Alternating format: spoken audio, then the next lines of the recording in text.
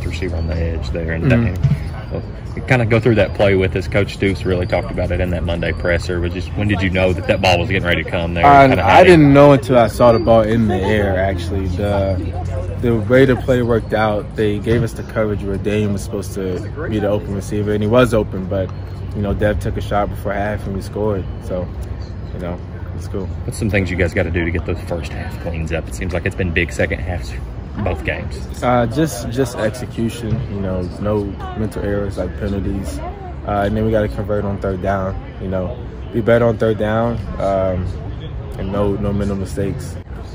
I played before halftime, talked about a little bit about, we heard all during the preseason that Devin, when he's on, he's got that ability to put it somewhere a DB can have perfect coverage, and it doesn't matter. Is that kind of an example of some of those plays you all saw in camp? Yeah, that was kind of an example. The big thing with Dev is you cannot run around and not think you're getting the ball. Sometimes you run around and you're like, it's going to this guy. Everyone's open with Devin. So I guess that showed Saturday when he gave me that chance in the end zone when Dame was open, but he still took the chance and we scored off of it. You were more open though, weren't you? I became more open as I caught it. Did you go to the ball, or was it designed to kind of curl in there at the last? It was a wheel route.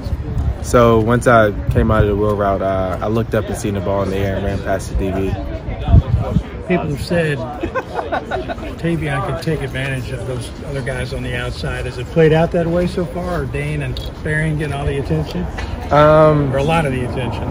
It's hard to focus on one guy with the receivers we have. We have a good rotation of guys. Each guy can go out there and make plays, go make the big play, go score 2 touchdowns. We all could do it, so it's hard to focus on one guy. So I think it gives everybody good opportunities to make plays.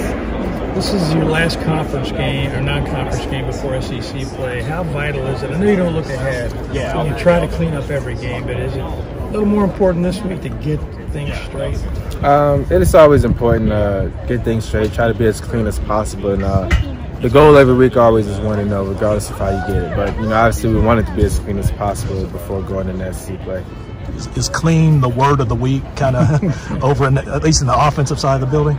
I'd probably must say like execution. I would say like just making sure we're all doing our assignments right, and we're not having no mistakes during practice.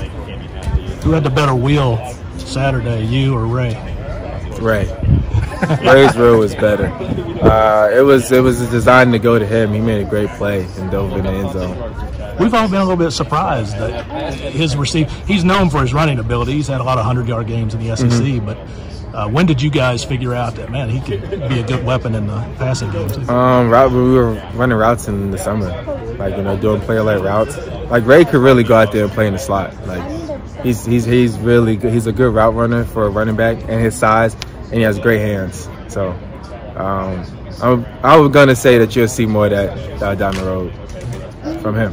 After the game on Saturday, Devin Leary called you a gamer.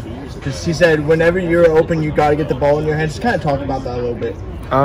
Just the competitive, I guess, side of me. When we're in the stadium on Saturday and plays need to be made and we need a big play, I think all three of us can do that. Me, Dane, and Barry. We're competitive. We're gamers.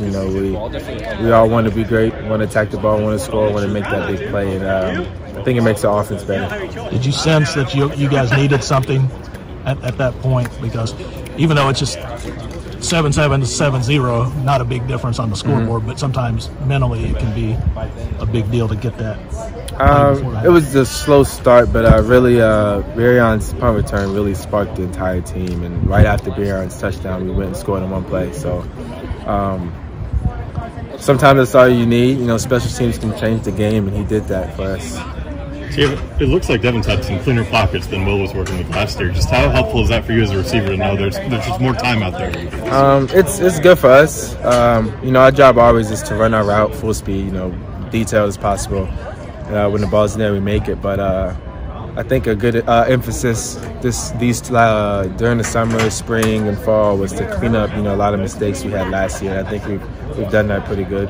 Just from afar, the way that group worked over the offseason, what impressed you the most? And from just seeing, the O-line, just seeing how they struggled last year and wanting to just the mentality that they instilled in themselves over the offseason. Getting back to that, the big blue wall mentality, and they played well in spring. They did well in the summer when we had our player-led things, and they did well in the fall. And I expect them to keep doing well during the season.